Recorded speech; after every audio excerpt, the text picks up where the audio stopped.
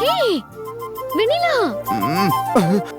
போச்சு பா, சின்ன நீ வர்றாங்கப்பா. இவ்வளவு புகழ்றதுக்காகவே பிறந்தவங்களாச்சே அவங்க.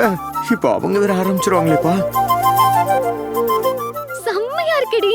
உனக்கு இந்த Dress அழகா இருக்கு. எப்படி சொல்றதுன்னே தெரியல. இந்த கதை சொல்ல போறேன்னு ஆரம்பிப்பாங்கல்ல, ஒரு ஊர்ல ஒரு அழகான ராஜகுமாரி இருந்தாளா, உங்க ஊர்ல ஒரு தேவதை மாதிரி இளவரசி இருந்தாளான்னு அந்த ரேஞ்சுக்கு அசத்துறியே.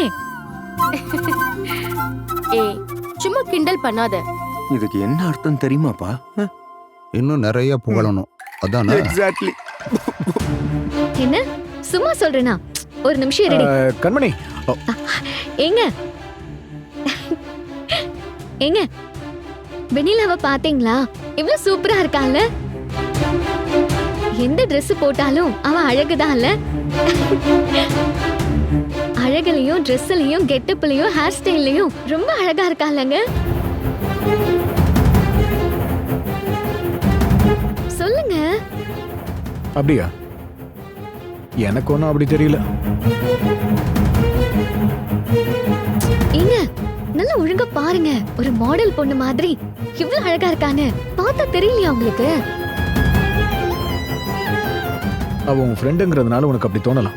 ஆனா என் கண்ணுக்கு நீதான் கண்மணி அழகா தெரியற. இல்ல இல்ல, என் ஃப்ரெண்ட பத்தி எப்படி சொல்றதுன்னு நீங்க சங்கடப்படுறீங்கன்னு நினைக்கிறேன். நிஜமா என்ன விட வெண்ணிலா தான் அழகு. அதுவும் சாதாரண அழகு இல்ல, அவ பேர் அழகி. கண்மணி, அழகுன்றது தோற்றம் சம்பந்தப்பட்டது இல்ல. அது ஒவ்வொருத்தருக்கும் அவங்க மனசு பொறுத்து வேற வேற மாதிரி தோணும். எனக்கு நீதான் ரொம்ப அழகா தெரியற. அதத்தான் நான் சொன்னேன். இருங்க.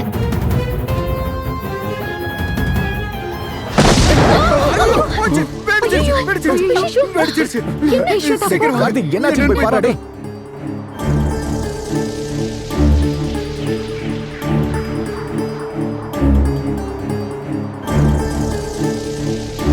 உண்மையை ஏத்துக்க ஏன் இவ்ளோ கஷ்டப்படுறீங்க? கண்மணிக்கே நல்லா தெரியுது, அவளை விட நான் தான் அழகு, எல்லா விதத்திலையும் நான் தான் பெஸ்ட்னு. ஆனா அது தெரிஞ்சும் தெரியாத மாதிரி நீங்க ஏன் நடிச்சிட்டு இருக்கீங்க? பாக்குறேன். இன்னும் எவ்வளோ நாளைக்கு தான் மனசுக்குள்ள இருக்கிற உண்மைய உங்களால மறைக்க முடியும்னு நானும் பாக்குறேன்.